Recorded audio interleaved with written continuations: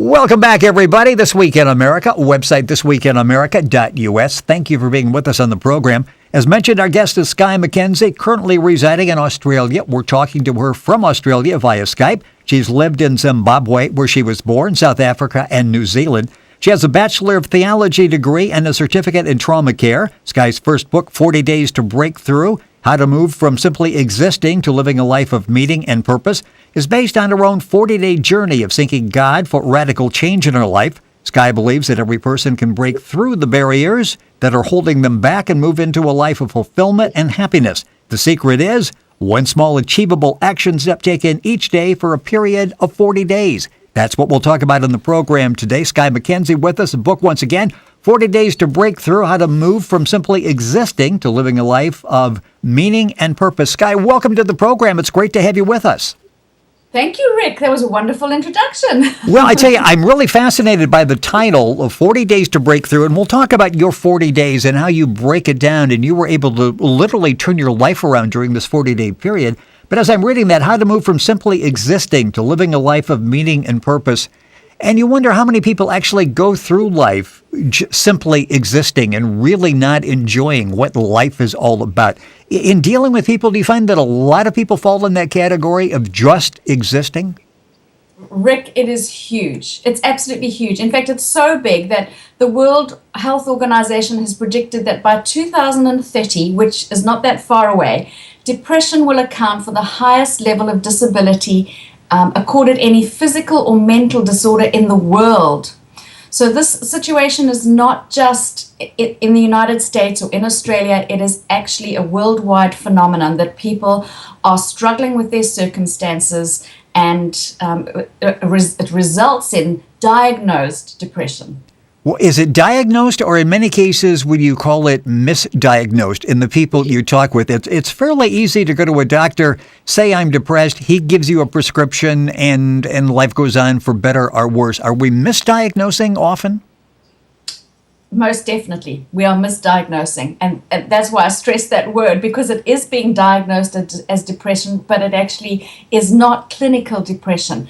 A recent report from the American Psychological Association that was published in the New York Times states that depression in women is misdiagnosed approximately 30 to 50% of the time. That's almost half.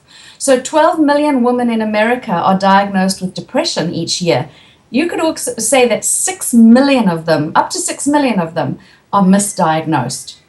The book is called 40 Days to Break Through, How to Move from Simply Existing to Living a Life of Meaning and Purpose. Our guest on the program is Skye McKenzie.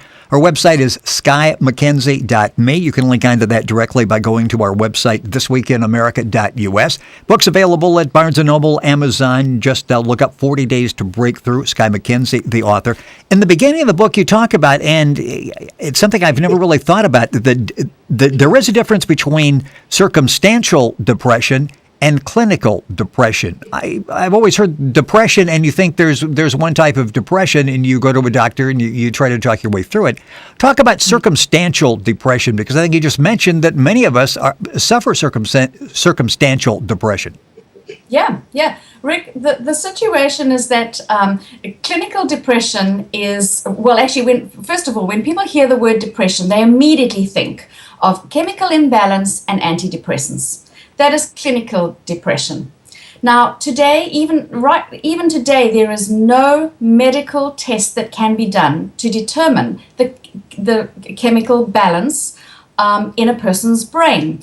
They have been able to determine certain levels, but the levels go up and down and change so radically that they don't know what a healthy chemical balance is. Therefore, they don't know what an imbalance looks like, which is why when a person goes to their GP and say that they have the symptoms of depression, which is feeling sad, anxiety, not motivated, can't make decisions, all of those things, a doctor cannot actually give them a physical test to see if they have a chemical imbalance. However, unfortunately, the very, very next thing they do is write out a prescription for antidepressants.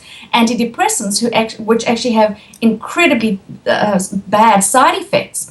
So the reality is, through my own journey, I have discovered there's a big difference between clinical depression and, as you say, circumstantial depression.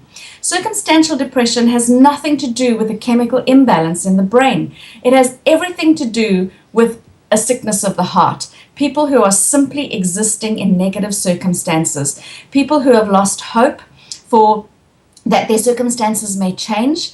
And they also are living in confusion, isolation, loneliness, all of those things that cause the same symptoms as clinical depression: sadness, crying a lot, anxiety. However, it is directly related to their circumstances. The interesting thing is, the same report that I mentioned earlier by the American Psychological Association states that depression is highest in people who have unhappy marriages, people who are in unhappy marriages. Now, that's very definitely circumstantial depression.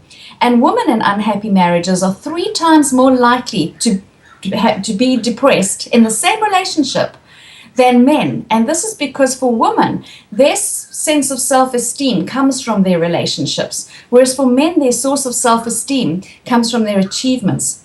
So if women are in an unhappy relationship, they are 3 times more likely to trigger depression than men.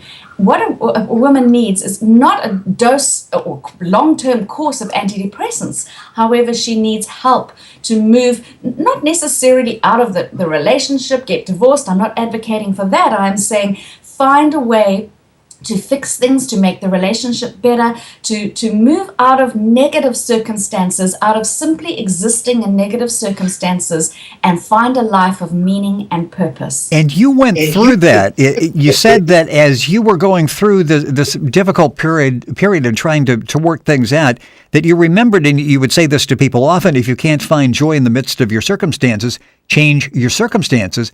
And that sounds good, but then you realized, I really don't know how to go about that. And that was what, a life-changing moment for you when you decided, okay, I need some help in doing this. And I'm going to just go back a little bit to your childhood. You were abused as a child. You had some great difficulties growing up, and you said you were addicted to people pleasing, which I think is maybe what's standard with people that grow up and being abused. You bought a whole number of self-help books. Spent a lot of money trying to figure this out. And, a walk in the garden one day, and this whole thing starts coming into better focus for you. Explain that, and when you decided, okay, I really need some help in getting through this. Yeah, actually, Rick, it started falling apart before it became clear and in focus. So, and I think that's really important to note, is that sometimes things really have to unravel and fall apart before we start thinking, what really is going on here? And you're right, and I explain that in my book, is that one day I was walking in my garden and I found myself saying these words. I was extremely miserable. It was a beautiful sunny day. And I said, I have lived in 4 different countries and been in 3 different marriages. I said, different places, different faces, same problems, although I didn't use the word problems. And as I said those words out loud, I stopped in my tracks and I said again out loud, there's only one common denominator here, and that's me. I said, I have to find out what's going on with me. Not necessarily what's wrong with me, but what is causing all these difficulties, all these problems in my life. And thankfully, I had discovered an organization which is not far from me here in Australia, and it helps people deal with their childhood trauma. It has residential healing weeks, and I booked myself in fear and trembling on one of these residential healing weeks, and I began to deal with, come face to face with my child abuse and also the adult behaviors that I was experiencing as a result of this child abuse. And very much one of the big things that most people who have suffered from any kind of childhood trauma will experience in an adult is a sense of control. They weren't in control as a child, and it caused them pain, it caused them problems. So as an adult, your natural reaction is to want to control things, because then you're not going to get hurt. But trying to be in control of everything and controlling things all the time just causes incredible trouble in an adult life. So that's one thing I was able to address and deal with. And Also, as you say, I came face to face with my people pleasing, that I would go out of my way to try to make sure that everybody was happy, say the right things, do the right things. Of course, you can't please everybody all of the time. Right. I would get into trouble at home, even when I was a child, even for things that I didn't do. And so I was beaten for it. And so I said to myself, that message, that internal message, even as a child, was, let me do as much as I can to please everybody, because when everybody's pleased, I don't get beaten. And so, I really did come to face with these difficulties. I think the interesting thing is that 87% of people who suffer from depression have had some form of childhood trauma. So it's a very high statistic that if you're really struggling with depression, it's a great thing. I now advocate to not go back into your childhood and live like a victim. Oh, poor me, this is what happened to me. However, we know from Jung and from Erik Erikson and all of these psychologists that have done all this research that our adult behaviors are a direct result of our childhood experiences, unless we go back, we look at them, we face them, and we make choices to change them. And I can honestly say today that I have healed from my childhood trauma. It was very intense and it was very difficult, but it was so worth it, because every choice I make today, every behavior I have today is one that I know I want. And if I don't want it, I have the ability to change it, rather than it just controlling me. All of these actions and ways of behaving that I didn't even have the awareness, and the self-awareness is the first step to change. I didn't even have the awareness that that's how I was behaving and why. The book is 40 Days to Breakthrough, and day number 7 is It's Time to Cross Over and Leave Your Past Behind. And hopefully we'll have time to get back to that. If not, we'll have Skye back on another program. But when you decided, okay, the problem, the common denominator is me. I need to take charge of this. I need to do something. You prayed about it. You looked for some divine inspiration. You kept coming down to like this 40-day plan, to the point where, okay, there must be something about 40 days, because it's something that keeps speaking to me. Talk about setting up the 40 days. And if people are thinking, geez, how would you even go about doing it? It's all done for you in the book, 40 Days to Breakthrough, how to move from simply existing to living a life of meaning and purpose. And basically, step 1 is a plan, correct? I mean, that's the basis of everything. That's the basis of everything. And I tell the story every day is a reading and then a meditation, and there's some questions to help with the meditation, and then there's journaling. I really advocate every day, get yourself a journal, and as you go through the program, journal your thoughts, journal what's coming up. It's a great way to access the subconscious, to just journal, and then to take one small action step each day. That in the beginning, it may just be simply, as simple as listening to a positive song to keep us positive all day. It may be reading a positive verse or scripture or poem or something that means something to you that's positive each day. But, the interesting thing is I really discovered that when I kept getting this message, 40 days, do something for 40 days in a row, I began to look into this, and it's absolutely fascinating to me. I explained some in the book, but there's so much more. We know that Noah was in the ark for longer than 40 days because he had to wait for the water to subside, but the rain fell for 40 days and 40 nights. And then he waited, when the rain stopped, he waited 40 days before he opened a window and let the dove go out to see if there was dry land. The result of that was a brand new earth, total cleansing of the past and something new and something fresh. And Moses was up on the mountain for 40 days and 40 nights, and he got the 10 commandments up there. So the result of that was instructions for living. If we need instructions for living, we can spend 40 days focusing on an issue in our lives. Jesus was in the wilderness for 40 days before he went out and started his ministry. So if we need a new career, some new focus, we can spend 40 days focusing on that.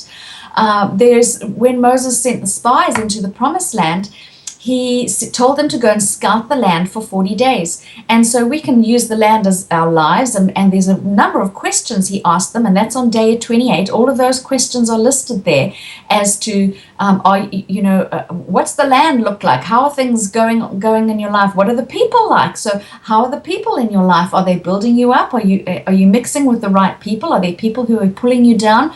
All of those questions are asked on day 28. And also, Jonah was given a message for Nineveh, and they had 40 days to repent or they were going to be destroyed. So there's many more. There's about 5 or 6 more examples of 40 days. But as I began to read this, it became very strong that I needed to spend 40 days focusing on my life and what was going on in my life. And I did these readings, I did some meditation around them, some journaling, and I never intended to write a book. This was just for me. But I shared it with a friend who was struggling, and they had incredible results. And she said to me, "Oh, right, you need to put this in a book." And I said, "No, it's just for us." And I shared it with another friend who was struggling, and she had incredible results. And she said, "Oh, you need to put this in a book." And I said, "No, it's just for us." And one day I was reading another book, and it was a bit dry, this book, but I had to get through it for my degree. I was completing my Bachelor of Theology degree last year. And I was reading it by Dietrich Bonhoeffer, a great book, and it was just so dry one day reading, and it was boring, and I considered skipping some pages, and I thought, no, because it has been so good up till now, I might miss something. And all of a sudden I read these words, "Go thou and publish abroad the kingdom of God." And I just knew I had to publish the book. So as I said in the book, and as you have mentioned, this book is a result of my journey and my taking small, simple steps to move out of these negative circumstances.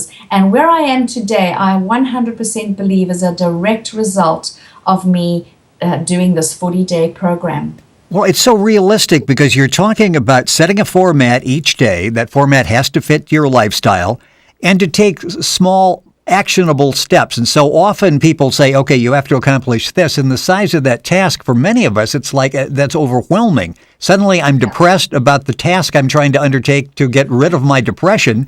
And here it's like, no, it has to be something that's achievable, something that's small, something you can build on. All of this is in the book, 40 Days to Breakthrough, How to Move from Simply Existing to Living a Life of Meaning and Purpose. Basically, Skye's journey, which she is sharing with you. A minute or so left in the program, and as I mentioned, we will have Skye back. And her website is skyemckenzie.me. Information at our website, thisweekinamerica.us. Right at the beginning, we talked about the importance of a plan, and then you talk about pride, and pride will stunt your growth. Does pride get in the way of our daily lives when you think about it too often, whether it's stubbornness or an unwillingness to compromise or work with people? Tell me about the negative of pride, because you get that listed right up at the beginning of the 40 days. Yeah, actually, someone said to me the other day, looked at day 2 and said, "Whoa, you get right into it." and it is, and it's nothing negative. I think, we consider pride a really negative word, and we think people who are so arrogant are pride, but pride has a different form. I mentioned earlier about control and always wanting to control our lives and controlling the lives of others so that they don't hurt us and all of those things, those reasons. However, pride shows up in some very subtle forms, and just simply wanting to be completely independent, in control, taking care of our own lives, that's a very subtle form of pride. And if we address that really early in our lives and in the program, it just opens up the other days for us to look more clearly rather than to be stuck on that issue. I love the saying, pride is like bad breath. You're the only one who doesn't know you have it. So it's really good to actually address that and just look and just examine yourself and say, is there any form of pride in me?